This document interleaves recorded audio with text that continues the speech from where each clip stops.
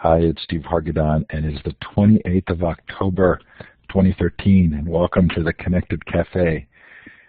We are in our last week of these conversations, and they have been brilliant. I've loved this format, the bringing together two or more guests and having a conversation, and I anticipate another really fun one tonight. With us are Suzie Boss and Jane Nelsen. Welcome to both of you. Thanks, Steve. Delighted to be here.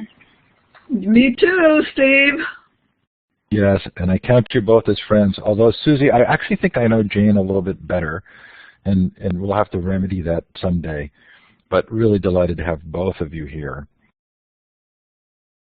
There's so much going on for Connected Educator Month. There's the Ed Connector program, which is really cool. It's worth checking out. Go to connectededucator.org and look for the link to Ed Connector. Mark Sylvester's been working on that, and I really think it's a neat technology.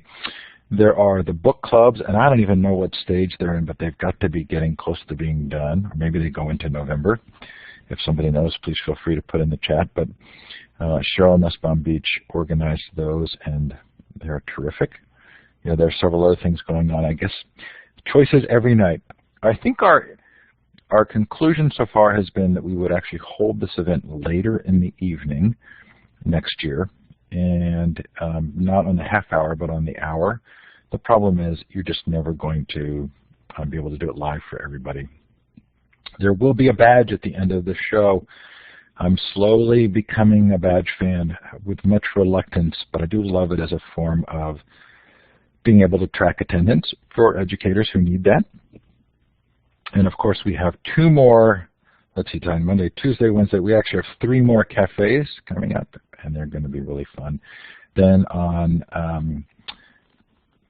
actually two more, because on Thursday night is the kind of final closing party, Halloween. I don't know how to gauge how many people will be there for Halloween, but there's a closing event taking place, a set of closing events. Okay, this is a chance for those of you who are here live in the room to click on the left of the map on the star icon. You have to click it twice. Then if you scroll over or move your arrow over onto the map, you can click on the map. And I am, as many of you know, in gorgeous Asheville, North Carolina this year. And continue to love it here, although it keeps raining, the rainiest season on some record somewhere, which means we've had really muted fall colors.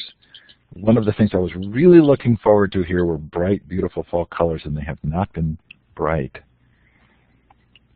Well, I'm trying to click on San Diego, and I can't make it work. Surprise, okay. Surprise. Did you click? Oh, hey, Jane, just that you're here is magic enough. Okay, San Diego. Feel free to put in the chat where you are, the time and the temperature. Anything else you would like us to know? Okay, so here's how this works. I'm going to ask each of you to do a short 5-minute overview of your life and career. We're going to talk about your passions and your super deep interests coming up a little bit later. But right now, this is just a chance for people who don't know you to get a better sense of who you are and kind of where you fit into the education realm. So, Suzie, can we start with you? Sure. I'll jump right in, Steve. And first, thanks for the invite. It's really wonderful to be here. So I've been a journalist forever and a day. My career goes way back. But I began focusing on writing about education over the last probably 15 years or so, and spent a good number of years at an education research institution, doing research out in the field, visiting great classrooms and watching wonderful teachers in action and really kind of honing my observational skills, I guess.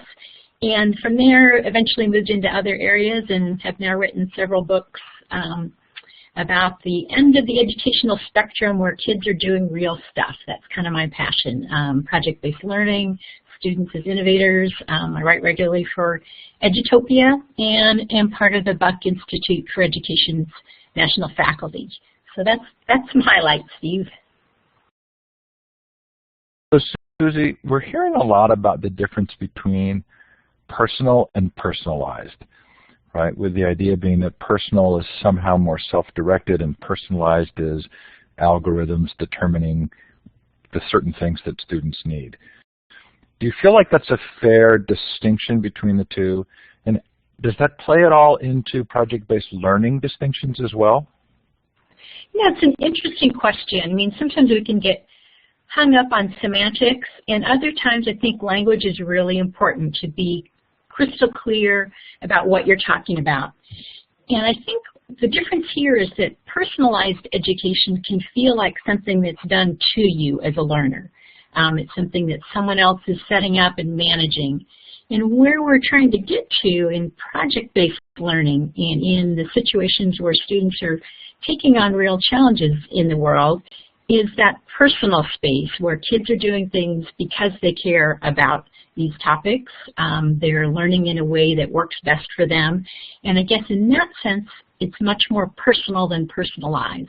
So I think it's worth thinking about. It's really one of those nuances that's caused me to stop a little bit and think, well, which is it that we're talking about? And I guess I would have to lean more on the personal side. So this strikes at the heart of some things that I think will actually be interesting to Jane, because I don't know that she and I have had this deep conversation recently. But there's certainly an agency piece here, right? This is this element of being self-directed.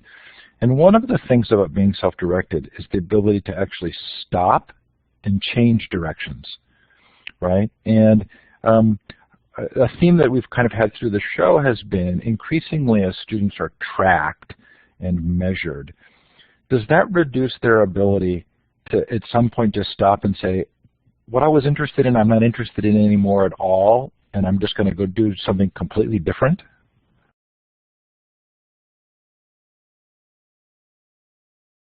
And I either left my mic off when I asked the question, or Suzie, your mic's off now. Oh, I'm sorry. I thought you were asking Jane that question. Oh, no, sorry. I was asking you. I'll get to Jane in a minute. Sorry, you led into it with Jane. So sorry, my apologies. Well, you know, this idea of agency, again, is right at the heart of it. You know, I think we know when we meet kids who have a sense of agency. They're the kids who are about something, and they can tell you what they're about and what they care about. And I think we have to allow room for kids to change their minds because they are still developing, and we know that even as adults, there may be many things, you know, that we care about in the world. We may wear many hats and go in different directions in our careers and in the things that concern us, that we care about, that we invest our time in. So one of the things I guess I would make a pitch here for this whole style of learning that's on the project-based end of the spectrum is it allows, actually builds in time for kids to practice changing directions. You know, if you start down a path with a project that doesn't work well, if it's well designed, you're going to have some time to figure out either stop, start from scratch, go in a different direction, or make a kind of a course correction and come at it again. That may be in kind of a small way with the project, but it's giving you that life skill of thinking about, okay, I don't have to go step A through Z here, because that's the directions I'm following. I'm figuring out my own direction. And if, you know, course correction is the best thing I can do, let's figure that out, you know, sooner rather than later. So I think those are all really good things for us to be thinking about. I think they're hard to do in the traditional educational context, but possible.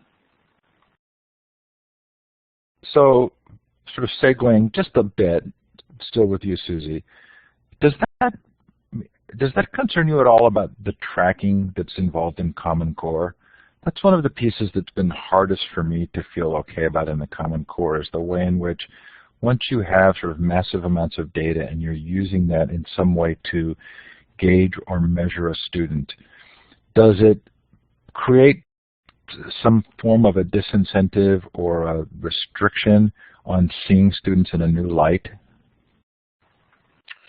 You know, I don't know if we know. I know I don't know enough yet about how this tracking mechanism is going to work with the Common Core. If what we're getting is, you know, data that's going to help inform the teaching and learning process and help kids figure out what they're good at, where they need more support, then that's great. But if it's kind of putting kids into silos, I think that's going to be a problem. I think we've had enough of tracking of the sort that limits kids' opportunities. What we want to be going to is seeing opportunities as, as pretty wide open, and for students themselves to be in charge of determining. So I need to learn more about the whole tracking side of that. I've heard various reports and stories, but don't feel like I have a good handle on that yet. So that's something I'm eager to learn more about. Okay, thanks, Susie. We are going to dive a little bit deeper into something that you care about. Jane, can you give us the 5-minute Jane Nelsen overview? Oh, well, I have written about 20 books now on positive discipline, and I just started because I didn't know how to be a good parent, and I was struggling. And so when I took a class in college where they studying to be in child development and family relations, and they said, we're not going to teach you a bunch of theories, but just one theory, and how to apply it in practical ways that really work to help children learn self-discipline and responsibility and cooperation and all that. And I was so delighted. And so it was the work of Alfred Adler and Rudolf Dreikurs. But I was a yes, but what if learner. I just challenged everything. It's hard to make this paradigm shift of not using any punishment or any rewards. It's to really get children involved, and that's the thing. It sounds like what Susie's talking about is how respectful it is to get children involved. And I have 7 children and 22 grandchildren now, and 3 great-grandchildren, and 2 more on the way. And so one of the books is Positive Discipline in the Classroom, which we just revised in just in July this year. And as I was saying, our main focus is really treating kids with dignity and respect, and not using external locus of control, not using punishment, and not even using, quote, logical consequences, which is so popular, but I have found is usually just poorly disguised punishment. So we just teach a lot of tools to help children learn that self-discipline. And I was just at a conference in Calgary where the theme was teaching self-regulation, and as Susie was mentioning, self-directed. But I just don't think we do get kids involved enough in what are their goals. It's like when the curriculum is all so laid on them, instead of getting them involved in any way, as how is it meaningful to you, and what are your goals, and what do you need to do to accomplish your goals in life. But also, instead of punishment, the idea of a couple of main themes of positive discipline is, one is the connection before correction. And students have to know you care about them. And that's just one of the greatest motivators, is when they really know that you care. And another is focusing on solutions. And so instead of punishment and consequences that are designed to make kids pay for what they've done, we like to get them involved in learning from what they've done by what's the problem and what's the solution. And the other one is that mistakes are opportunities to learn, so that there's no shame in making a mistake. In fact, it can be even exciting. What did you learn from this? And in fact, I'm suggesting that we give a lot of opportunities for kids, whether it's home at the dinner table or in circle time or class meetings in schools, to share a mistake they made and what they learned from it. So that in a nutshell. Okay, and there's so much more. I know. But Jane, this is really interesting to me because there's been this continuing dialogue throughout the month in these conversations about the tension between technology and pedagogy. And we've heard from people who've said, these new technologies change everything. We have to completely rethink education. And there have been other equally as brilliant voices who've said the technology only works when it magnifies good teaching practices. Most of what you talk about was as applicable 50 years ago as it is today. Do you think that where do you think the technology changes things, and where do you think it doesn't?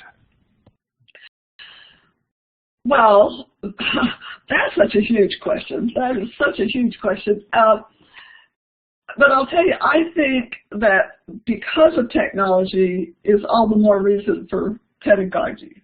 And like, for instance, I think that, that one of my favorite tools is getting kids involved in class meetings where they talk to each other, where they have things on the agenda and everybody gets to give a comment or a solution, where they really learn to listen to each other and hear each other and come up with solutions. So I'm not a big, how do I say this? Technology, I'm 76 years old. My two-year-old grandkids know more about technology than I do. They can swipe on that iPhone and find you know how the struggles I have even getting onto this Blackboard. But anyway, I think there's a lot of good, but I think that we have to make sure that we stay with the connection of communication. So what did Adler and Dreikers say that was so critical for you?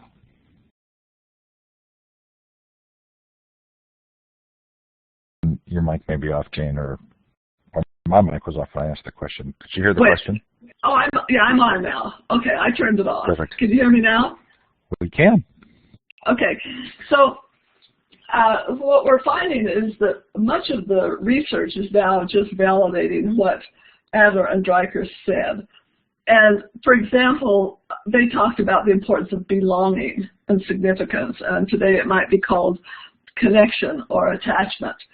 That they talked about the importance of self-discipline and responsibility and cooperation, and now the words are self-regulation.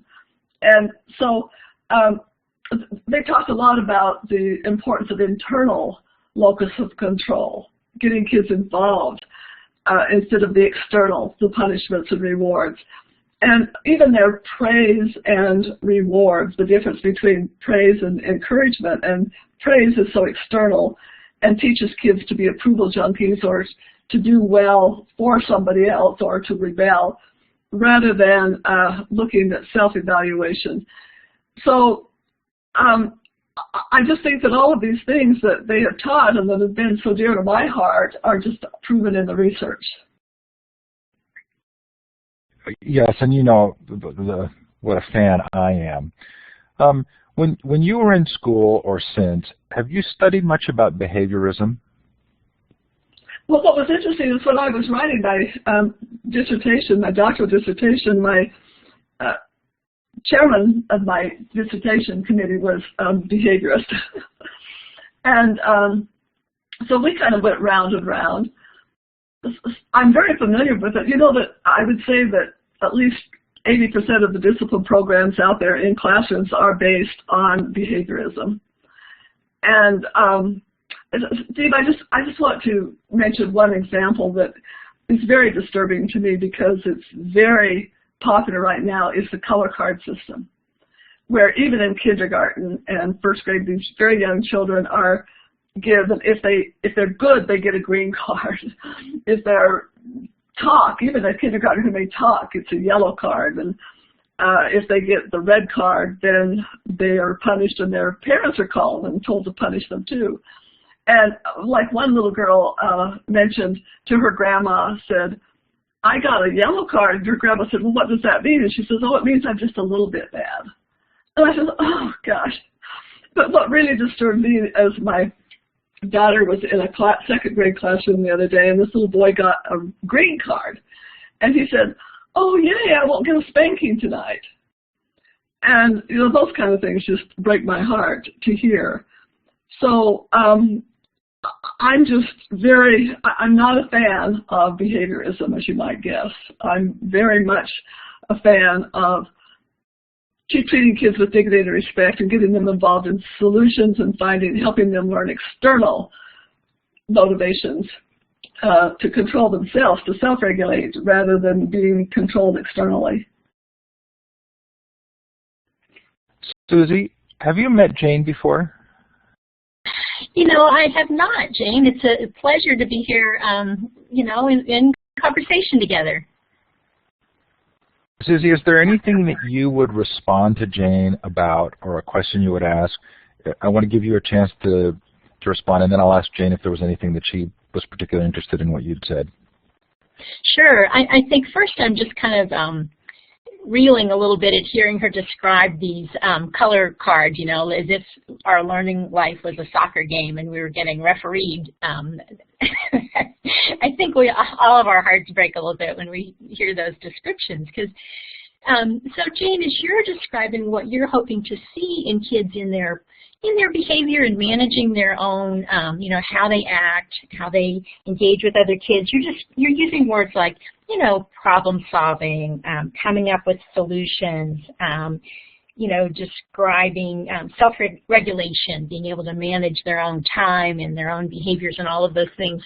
I think I'd like to hear you maybe extend that to the learning environment where, in a project, for instance, we're expecting kids to do those same things together in a collaborative setting and to apply those personal skills to solving some sort of a problem, you know, it's going to be intellectually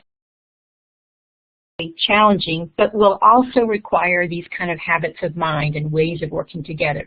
So I guess I'd love to hear some connections to kind of the academics of, you know, doing projects together. If you build this foundation, you're describing what becomes possible for the classroom in terms of what kids can accomplish together as learners.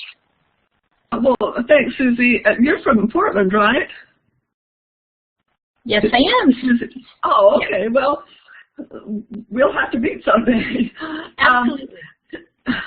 To me, getting kids involved, I think has a huge impact on their academic learning and their motivation. And in the foreword of our new book, there was the director of a Discovery Charter School who said that positive discipline is a philosophy that says that what children feel and think not only matters, it needs to be acknowledged, addressed, and incorporated. And he talks about the kids getting involved in planning their field trips, these amazing field trips where when they're involved, they just go,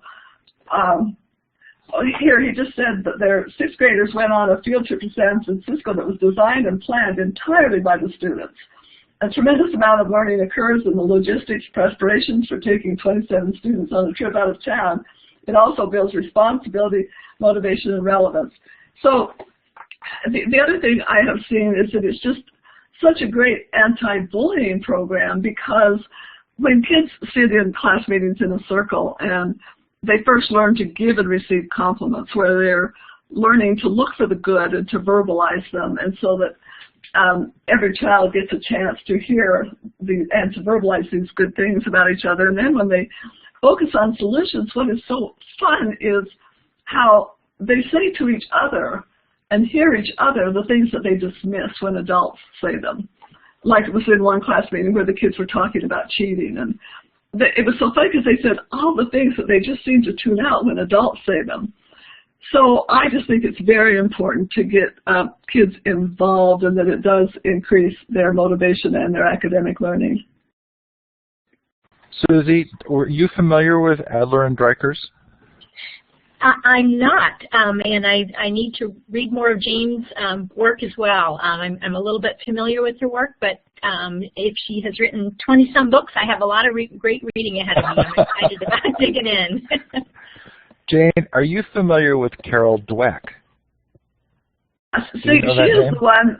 Oh yeah, she's the one that did the research that we just love, because for years Adler and Dreikurs talked about how it's not healthy to praise kids in the sense of praising who they are. I'm so proud of you, and I like what you did, and all that external thing. And I was just watching a Dweck YouTube video today on that research they have done about when children are, we like to use the word encouraged, but they still get praised for the task rather than their intelligence, like the one where they talked about, oh, you're so intelligent to do this.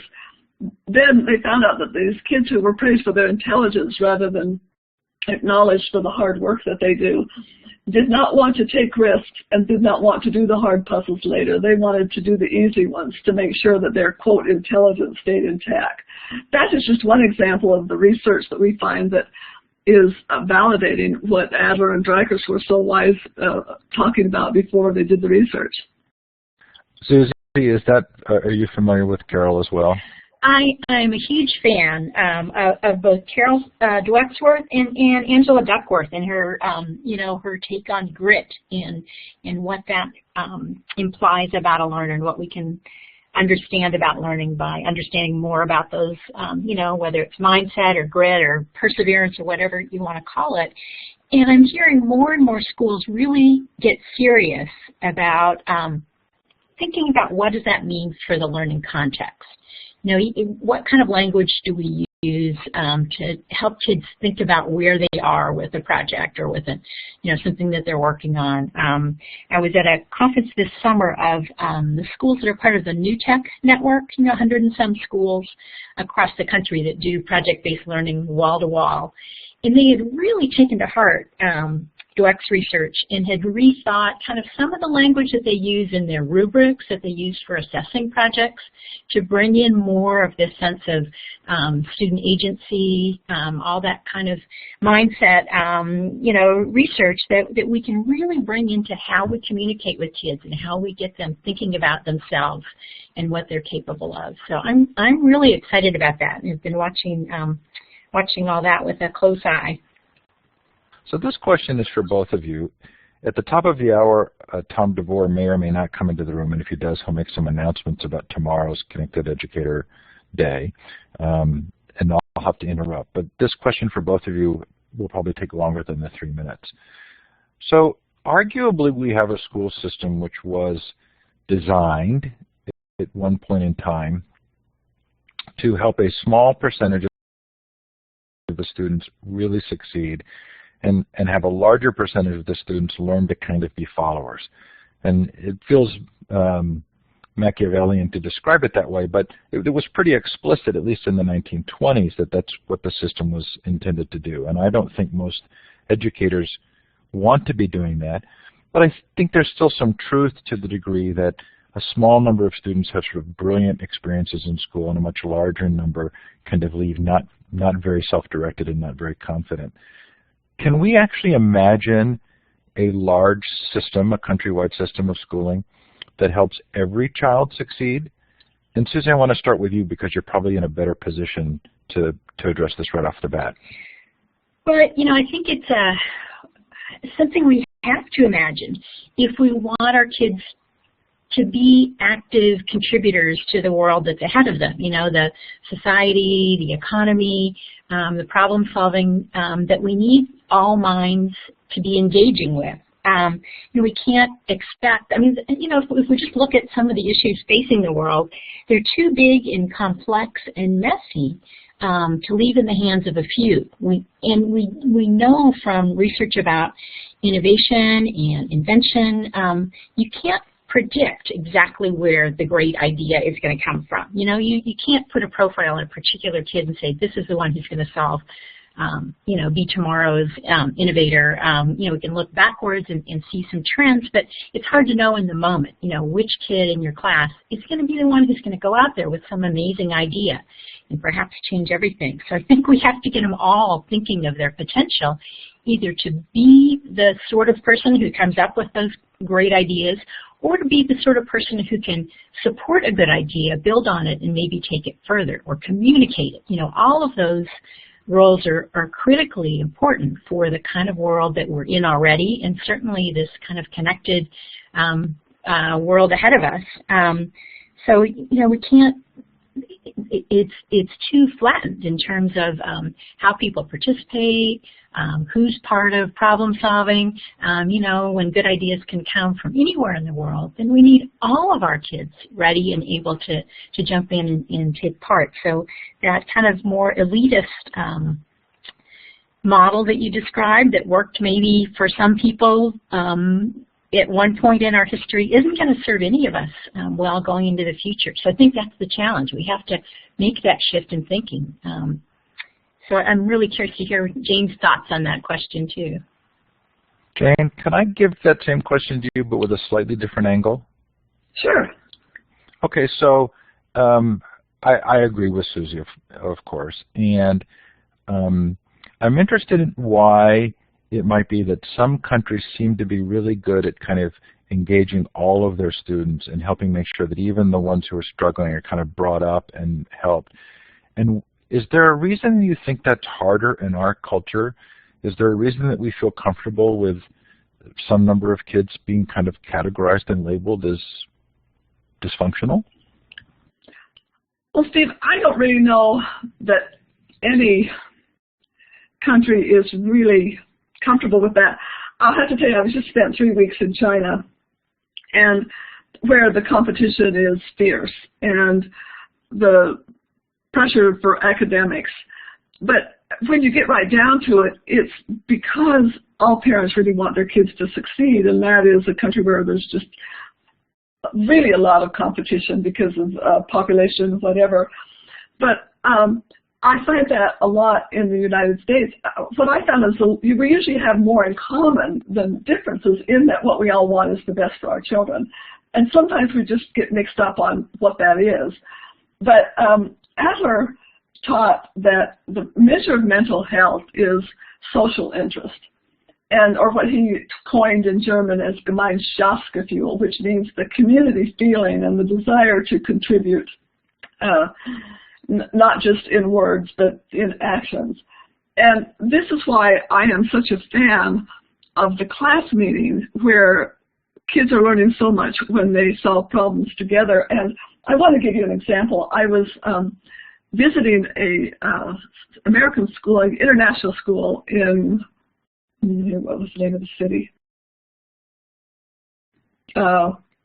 Just outside Germany. Can't remember the country right now.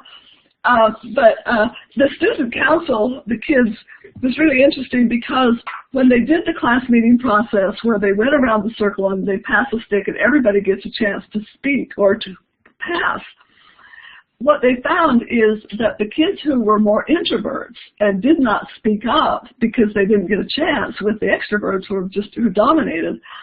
But when they went around the circle and everybody had a chance to speak and to give their opinion, and the vote really, the kids who were usually more introverts won, and the other kids, the more extroverts, said, well, why didn't you just speak up? And they said, you never gave us a chance.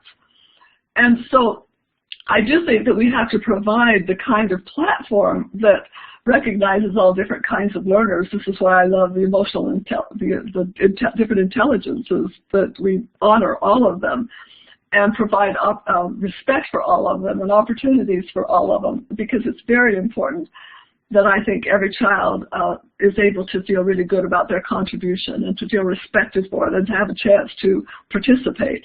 Okay, so there was a note in the chat that Arnie Duncan is about to start a EdChat conversation, which probably explains why Tom DeVore is not in the room. So we're just going to skip past the sessions for tomorrow.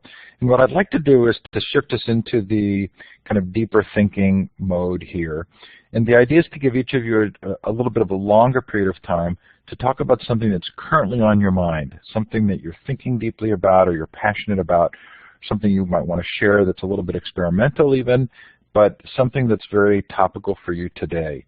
And Suzie, comfortable for you to start up again? Sure. Actually, there are two ideas that I think are certainly not inconsistent. And I'll just talk about a couple things I've been researching and writing about, right in the middle of writing about right now, so very much on my mind.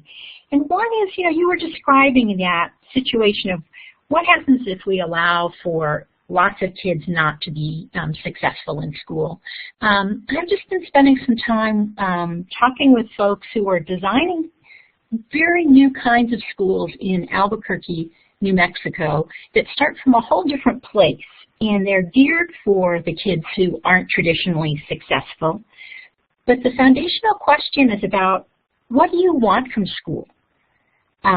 Which is, very different from schools asking kids or telling kids, here's what you need to do to kind of fit in here. What if we flip that around and ask kids, what do you want from this institution? The other question they're asking that's causing them to get to some really interesting answers, I think, and solutions, is they're turning to the industries that are strong in their community, in their state, the industries that are going to be employers for these kids 5 years down the road, 10 years down the road. And they're asking them, what do you want from graduates? You know, what do you look for in employees, the people you're actually going to hire in the short term?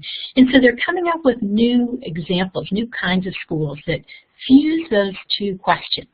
And I'll give you just one example. There are a few in the pipeline, but one is a school called ACE Leadership that stands for Architecture, Construction, and Engineering. And instead of kind of our old model of a vocational school, which I think a lot of us have in our heads, this is a school where kids aren't learning kind of skills for entry-level jobs.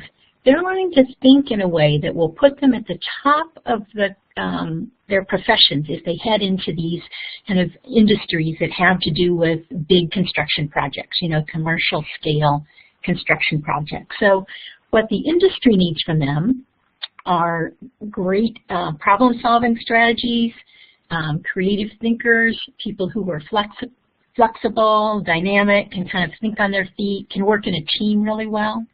And what the students really want are opportunities to deeply engage and to learn in some different ways. You know, sitting in a classroom, science, then English, then social studies, etc. Maybe eventually getting to do something kind of hands-on. If they hung out all day and stuck in there until they got to their elective, they might have a little bit of time that felt enjoyable. But instead, this whole school is designed around assuming that kids are going to be doing real things, moving a lot, building things.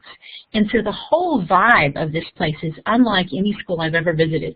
There are no kind of set classes that you go to. Everything's organized around authentic, real projects that kids are deeply into designing and building. So that's one that I'm really excited about, and they're the same group of innovators has already launched a second school taking the same kind of strategies, but the industry they're connecting with is the health industry. So it's around medicine and nursing and public health, and connecting with people who have a really strong sense of empathy, who know their community really well, who want to work in fields where they can make a difference for the people that they know and care about. So these are creating, I think, some really new models that are worth looking about, and I'm certainly excited to be writing about them a bit. So I guess I'll start with that one, and then we can talk about some more if you'd like. So the liberal arts graduate in me wonders about what you might lose moving entirely to that model. Are there sort of kinds of things associated with classical thinking or classes that kids wouldn't necessarily take on their own that arguably get lost in that, or is that just my antiquated sense of sort of civic benefit? Yeah, you know, I come from the liberal arts tradition myself, but I will tell you one of the things that got me excited about this. So, you know, here's a school where kids are clearly involved in doing stuff, building stuff. You know, I met with a team of kids who had designed and built an interpretive center for a wildlife sanctuary. You know, they talked all about that. But they, for many of them, had also, for the first time in their lives, read and understood and appreciated a novel that their teacher, in her wisdom, was able to connect to this project that they were working on. So through the lens of this project, they were bringing in the liberal arts. They were bringing in literature study. They were bringing in some wonderful writing. But it's that the project kind of set the stage for all of this to happen. These were kids who would not be reading literature otherwise because they weren't connected, you know, to an environment that was going to even expose them to writers that they might have cared about. So I think there are probably some trade-offs if you give up kind of, you know, the classics. But on the other hand, as they were kind of charting what the future of their city might look like, they were also researching, you know, the history of cities and what's the role of a civic center and what are our kind of roots in architecture that help to define a city. So I don't think it's an either-or proposition. I just think it's a really different way to think about, you know, what will engage kids, what's going to keep them coming back, what's going to help them be, you know, develop into the sort of folks who are going to be successful, not just at finding a job in the short term, but really building a life, building a career. What are all of the attendant, ways of thinking that they need to bring with them? So that has me pretty excited. So I've been intrigued to watch over the last 5 years through the economic crisis that the number of self-employed has dropped dramatically. I think many of us sort of assumed that institutions were going to diminish and entrepreneurial activity would really grow. But it almost seems like the opposite has happened. But is there a place in this model for entrepreneurship that's not industry specific? Well, I live in Portland, Oregon, and I don't know, my local lens may be a little different. This is the place where, as they say on Portlandia, young people come to retire. So I don't know if it's true that we've lost our self-employed here. We seem to have a very strong creative class in Portland, and a lot of startup creative energy still going on here. So I'd have to take another look at that. But I think this spirit of getting things started, this sense that the entrepreneur is the one who will take a risk, who will kind of put himself out there and say, I think I have an idea that is worth pursuing here, whether it's in the social sector or with a small business. I think that's very much alive in the kinds of projects that are emerging from the kind of school I'm describing.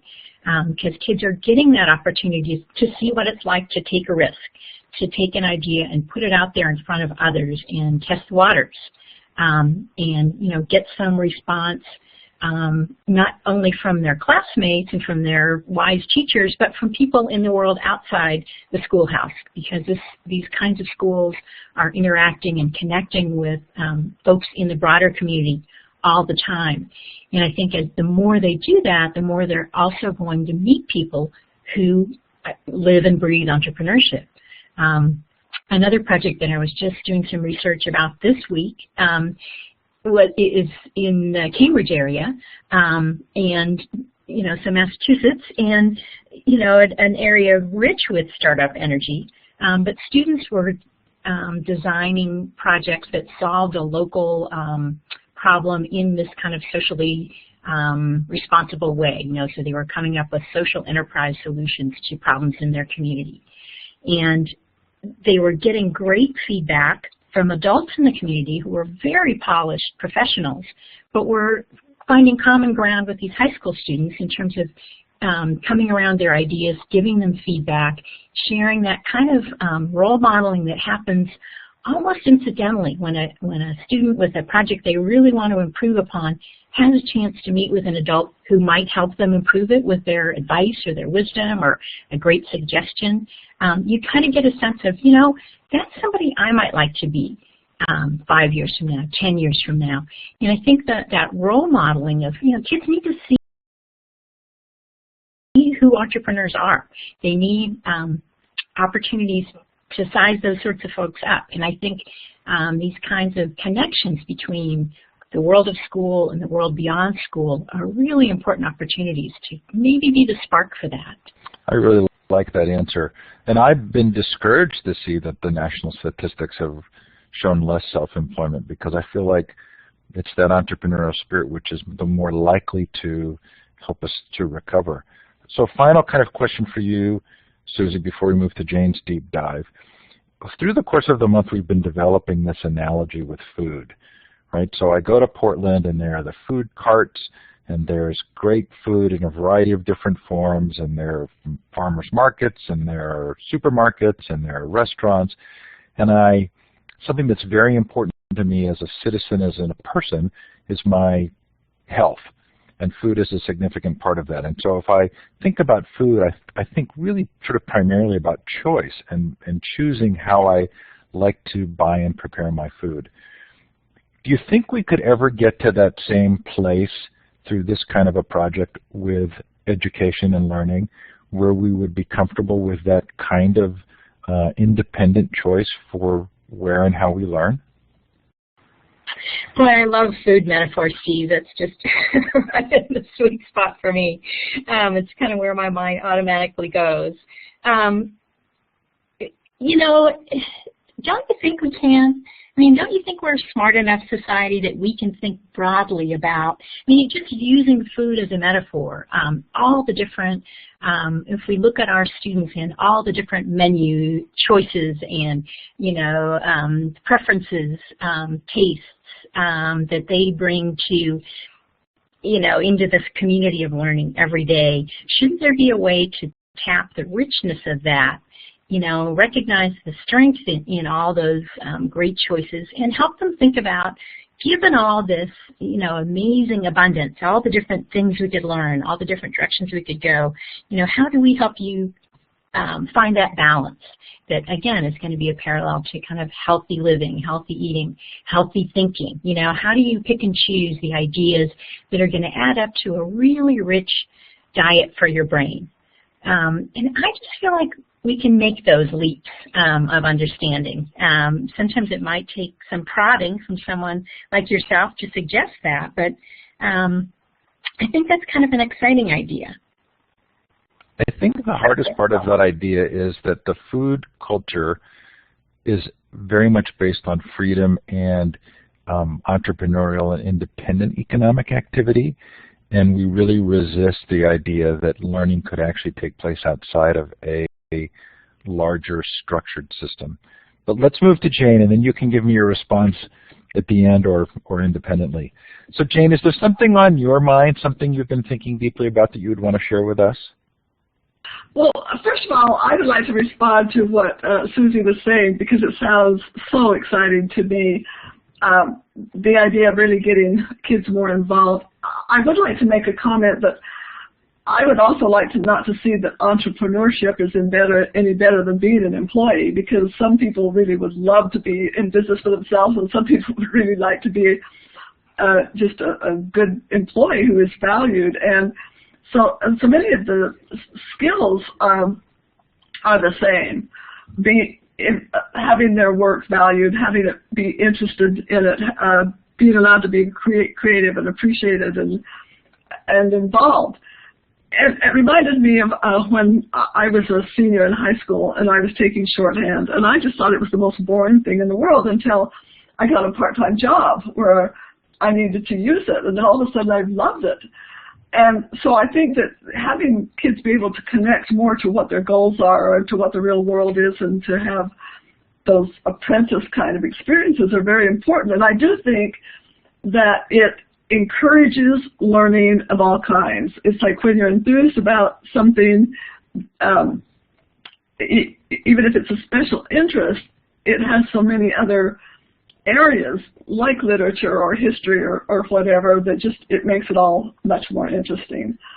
I think a couple of things that are just up for me in all of this is we start all of our workshops by asking parents or teachers, when we're working with teachers, what they really want for children, what kind of characteristics and life skills do they think will serve them in their lives to be happy, contributing members of society. And it's interesting as they come up with self-discipline and responsibility and problem solvers and respectful and kind and empathy, and none of them are ever academic.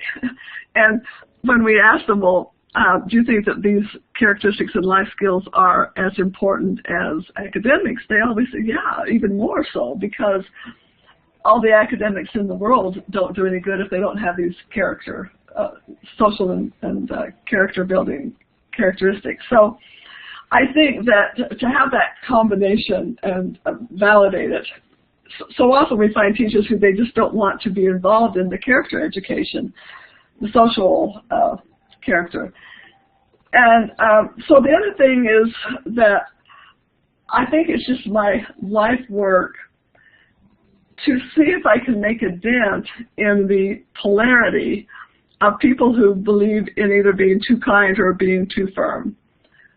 You know, the people who believe in being firm really believe usually in punishment and external control, and the people who believe in being too kind or over-parenting and being too permissive, and neither one is healthy for children. And so really help them learn to be both kind and firm at the same time. It's quite a paradigm shift to realize you don't have to be either or, but that you could be both. And just little things like the importance of teaching kids how to think, not what to think. You know, we have this little activity we do, and Steve, I think we invented this after you were involved, but it's just one of the most powerful activities. You know that we do a lot of experiential activities in positive discipline to help teachers and parents really get into the child's world and understand what the child is thinking and feeling and deciding. And one of them is just to have a bunch of teachers and a student will go in front of them and they'll hear telling statements like, do your homework now, clean up your desk, don't forget your coat. And the difference in, then the next group of teachers will say, what do you need to do if you don't want to be cold outside, or what is your plan for getting your homework done? It's in asking instead of telling, and really sharing that when somebody is told to do something, it's physiological, that usually your body gets stiff and the message that goes to the brain is resist. But when you respectfully ask a question, the body relaxes and the message that goes to the brain is search for an answer. And it's so interesting to then process with the student, the person who's role-playing the student, what a difference it is whether they're told or whether they're invited to think and by a curiosity question, and it's huge. So I guess this whole thing, my passion is helping parents and teachers be respectful, treat kids with dignity and respect, and that it's not just involved being either too kind or too firm, but that combination. But I also want to tell you about my latest project.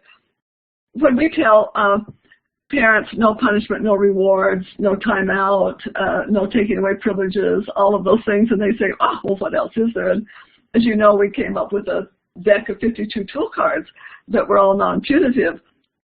And one couple decided that even though they were designed for parenting, that they would use them in their marriage because they're really principles. They're universal principles. And they said that after 25 years of marriage, they felt like they were on their honeymoon again just by following these parenting skills in their marriage.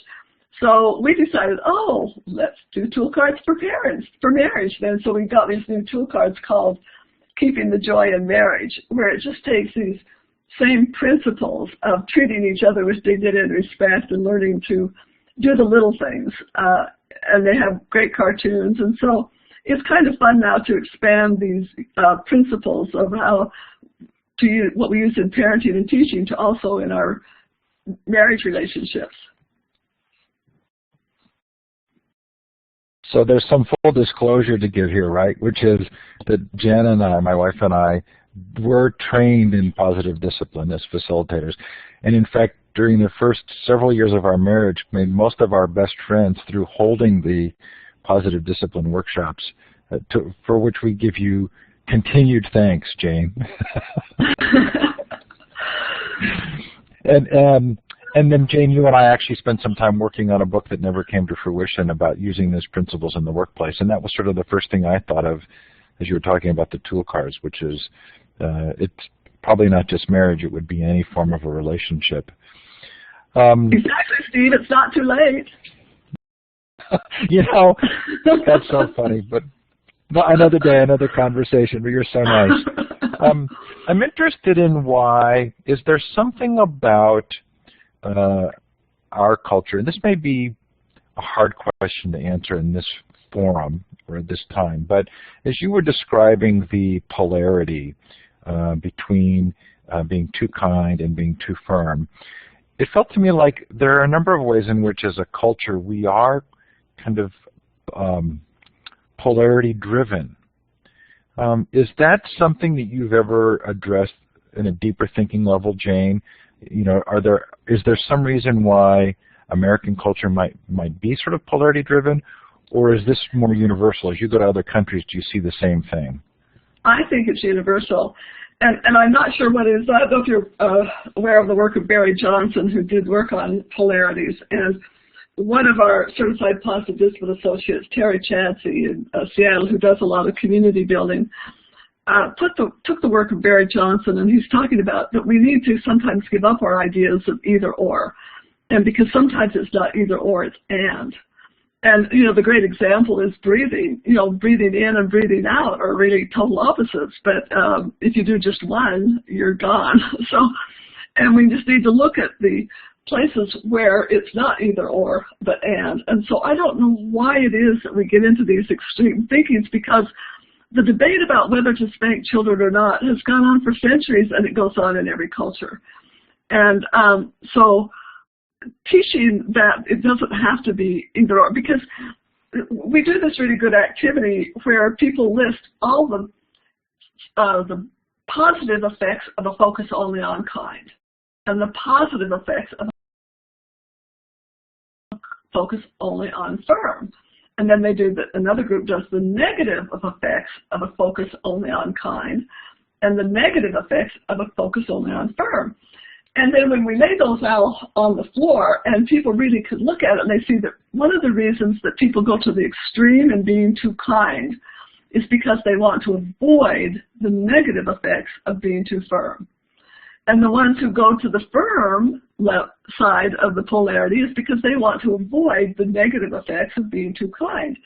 And so when they can really take a look at that and see that when you put them together, you create all the characteristics and life skills we want for children. And when you're either too kind or too firm, we usually as adults help create the negatives that challenge us.